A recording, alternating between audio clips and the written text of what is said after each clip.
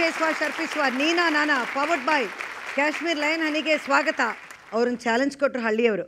ನಿಮ್ಮ ಕೈಯಲ್ಲಿ ಅಲ್ಲೋದ್ರೆ ನೀವು ಕೆಲಸ ಮಾಡೋಕ್ಕಾಗತ್ತಾ? ಆಗುತ್ತೆ, ಖಂಡಿತ ಆಗುತ್ತೆ. ನಾನು ಮೂಲತಃ ಹಳ್ಳಿಯವಳು, ಅದರಿಂದ ಹಳ್ಳಿಯವಳು ನಾನು.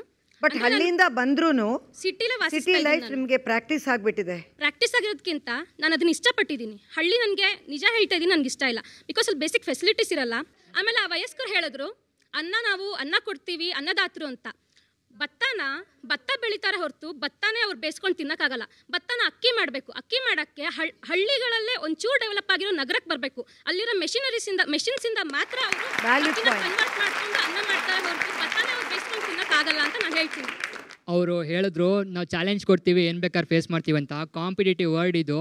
ಸಿಟಿಯವ್ರು ಅಂದರೆ ಏನು ಹಳ್ಳಿ ಕೆಲಸ ಮಾಡೋಕ್ಕಾಗಲ್ಲ ಮಾಡಲ್ಲ ಅಂತಲ್ಲ, ನಾವೆಲ್ಲದಕ್ಕೂ ರೆಡಿ. ಮುದ್ದೆ ತಿನ್ನೋಕ್ಕೂ ರೆಡಿ, ಮುದ್ದೆ ಮಾಡೋಕ್ಕೂ ರೆಡಿ, ಮುದ್ದೆಲಿ ಹೊಡೆಯೋಕ್ಕೂ ರೆಡಿ ಮೇಡಮ್ ನಾವು. ಪಾಪ ಹುಡುಗ ಅಷ್ಟು ಚೆನ್ನಾಗಿ ಹಾಡು ಹೇಳ್ದ. ಅವರು ಎಲ್ಲ ಸ್ಟ್ರಕ್ಚರ್ ನೋಡ್ತಾನೆ, ಆ ಜೀನ್ಸ್ ಪ್ಯಾಂಟ್ ನೋಡಿ ಇಷ್ಟ ಆಗಿತ್ತಾನೆ, ಅವನು ಇನ್ಸ್ಪೈರ್ ಆಗಿ ಹಾಡು ಹೇಳಿದ್ದ ಮೇಡಮ್. ಒಂದು ನಿಮಿಷ, ಸುಬ್ರಹ್ಮಣ್ಯನ್ಗೆ ಮೈಕ್ ಕೊಡಿ. ಅಲ್ಲ, ಅವರೇ ಒಪ್ಕೋತಾ ಇದ್ದಾರೆ, ನಾವು ಹಳ್ಳಿ ಸಂಸ್ಕೃತಿನ ನಾವು ಬೆಳೆಸ್ತಿಲ್ಲ, ನಾವು ಸಿಟಿಗೆ ಬಂದ್ಬಿಟ್ಟಿದೀವಿ, ಡಿಸ್ಕೋ ಕುಣಿಯಕ್ಕೆ ಹೋಗ್ತೀವಿ, ಅದ್ ಮಾಡಕ್ ಹೋಗ್ತೀವಿ ಅಂತ ಅವರು ಜೀನ್ಸ್ ಪ್ಯಾಂಟಿಂದ ನನಗೆ ಗೊತ್ತಾಗ್ತಿದೆ. ಇವಾಗ ನೀನೇನಂದೆ, ನಿನಗೆ ಇನ್ಸ್ಪೈರ್ ಆಗ್ಲಿಲ್ವಾ ಅವ್ರು ಯಾರು ಜೀನ್ಸ್ ಪ್ಯಾಂಟ್ ಟಿ ಶರ್ಟ್ ಹಾಕೊಂಡಿದ್ದು? ಮತ್ತೆ ಯಾಕೆ ಹಾಡು ಹೇಳ್ದೆ? ವರ್ಣಿಸಕ್ ಹೇಳಿದ ಹಾಡೋದು. ಏನೇಳ ಒಂದ್ ನಿಮಿಷ, ನಾನು ಹುಡುಗಿರ್ಗೆ ಹೇಳಿದ್ದು, ನೀವ್ಯಾಕೆ ಅದಕ್ಕೆ ಎಕ್ಸೈಟ್ ಒಂದ್ ನಿಮಿಷ ಮೇಡಮ್, ಒಂದ್ ನಿಮಿಷ. ಇಲ್ಲಿ ನಾವು ಭೇದ ಭಾವ ಇಲ್ಲ. ಸಿಟಿ ಹುಡುಗಿರಲ್ಲ, ಸಿಟಿ ಹುಡುಗರಲ್ಲ, ನಾವೆಲ್ಲ ಒಂದು ಸಿಟಿಯವ್ರು, ನಾವಿಲ್ಲಿ ಕೂತಿರೋರು, ಓಕೆನಾ? ಸಿಟಿಯವ್ರ ಭೇದ ಭಾವ ಇಲ್ಲ. ಮೇಡಮ್ ಹೇಳಿದರು, ನಾವು ಸಿಟಿಯವರೆಲ್ಲ ಸ್ಯಾಲ್ರಿನ ಮಂತ್ಲಿ ಇನ್ಕಮ್ ಏನಿದೆ ಅದನ್ನು ನೋಡಿಕೊಂಡು ನಾವು ಜೀವನ ಮಾಡ್ತೀವಿ ಅಂತ. ಹಳ್ಳಿಯವರಿಗೆ ಏನು ಅದರ ಆದಾಯದ ಬಗ್ಗೆ ಗೊತ್ತಿಲ್ಲ, ಒಂದು ವರ್ಷದ ಆದಾಯ ಅಂತ. ಹಳ್ಳಿಯವರು ಏನು ಮಾಡ್ತಾರೆ ಅಂತಂದರೆ, ಮಳೆ ಬೆಳೆ ಮುಂದಿನ ವರ್ಷದ ಅವರ ಪ್ರೆಡಿಕ್ಟ್ ಮಾಡಿರ್ತಾರೆ. ಮುಂದೆ ಮಳೆ ಆಗದೆ ಹೋದರೆ ಏನಾಗ್ಬೋದು ಅಂತ ಆಹಾರ ಧಾನ್ಯಗಳನ್ನು ಶೇಖರಣೆ ಮಾಡಿಕೊಂಡು ಮಳೆ ಇಲ್ಲದೆ ಹೋದರೂ ಕೂಡ ಅವರು 3 ತಿಂಗಳು ವರ್ಷಗಟ್ಟಲೆ ಜೀವನ ಮಾಡ್ತಾರೆ.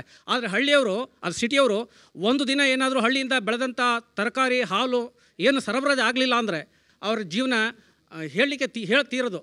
ರೈತರಿಗೆ ಒಂದು ತಿಂಗಳಿಗೆ ಸಂಬಳ ಬರೋದಿಲ್ಲ, ವರ್ಷಕ್ಕೊಂದ್ಸರಿ ಬರುತ್ತೆ ಅಂದರೆ ಅದು ಬರೀ ಸುಳ್ಳು. ದಿನ ಬರುತ್ತೆ ಅವ್ರಿಗೆ.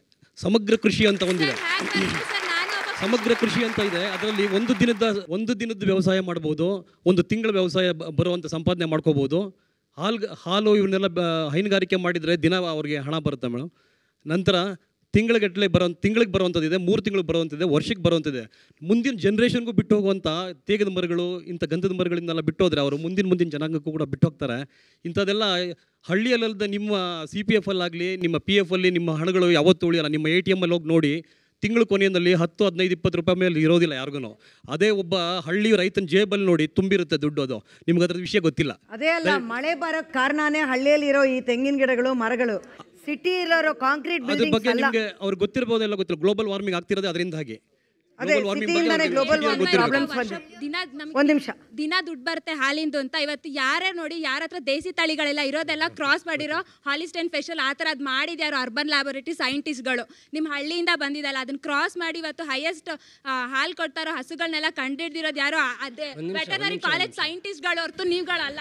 ಅದನ್ನೆಲ್ಲ ಏನು ಹೇಳ್ತೀರಾ? ಇವಾಗ ನೀವು ಬೆಳಿತೀರಾ, ಮಳೆ ಬರಲ್ಲ ಅಂತ, ಅದನ್ನ ಎಲ್ಲಿ ಸ್ಟೋರ್ ಮಾಡ್ತೀರಾ? ಕೋಲ್ಡ್ ಸ್ಟೋರೇಜ್ ಅಲ್ಲಿ ತಾನೇ ಸ್ಟೋರ್ ಮಾಡ್ಬೇಕಾ? ಟೆಕ್ನಾಲಜಿ ಕಂಡಿಡಿಯೋದು.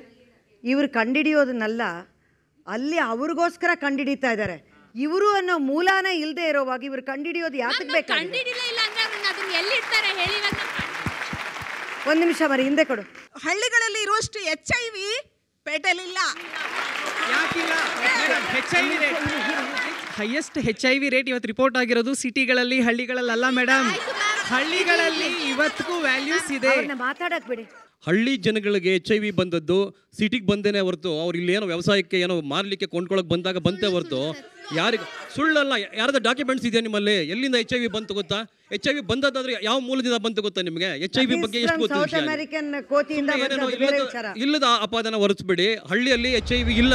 ಪಟ್ಟಣದಲ್ಲಿ ಒಂದು ಸ್ಟ್ರೈಕ್ ಆದ್ರೆ ಕೆಲಸ ಬಿಟ್ಟು ಮನೆ ಸೇರ್ಕೊಳ್ತೀರಿ.